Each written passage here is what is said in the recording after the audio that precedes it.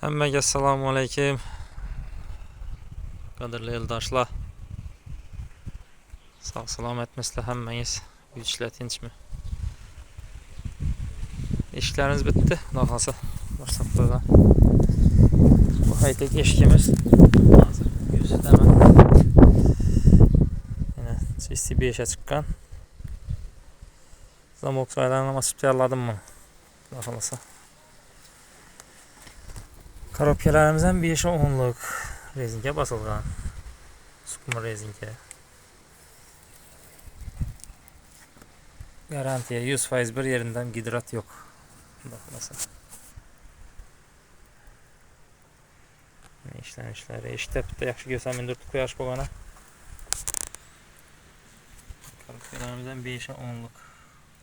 Sasnadan pixta emas, arzon xil emas. Bundan 10 tane arkasından 10 tane. Bakalım. Kime gerek olsa telefon kılaverasizlar. Telefonlarımız 94 bilen 559 36 47. Saniye korobkalar tutmakla kalsa.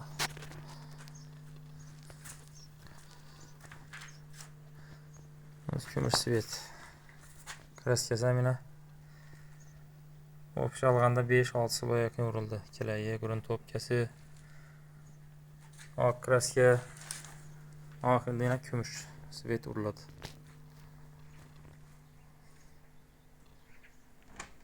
Bir yerinden gidrat yok. Bakınız.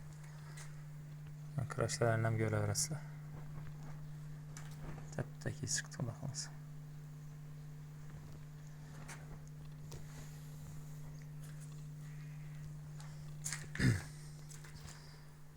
Makaronalar, nalıştıkları yine.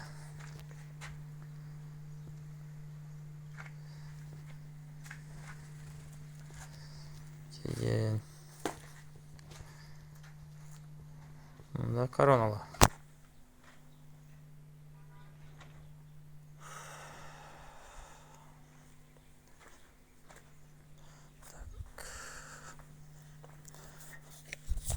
Korobkalarımız yine kakvalajını 5-10'luk.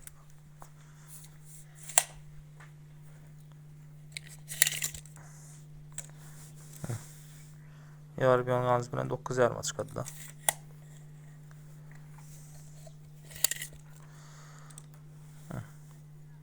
Dörtü 8'e çıktı. Yanım 8'de yalnız bilen. Garantiyeli. Bakmaz.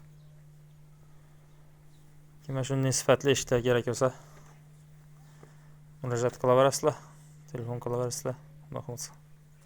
Dastlabkamiz bor. Xorazm viloyati, Qoraqalpog'iston bo'yicha.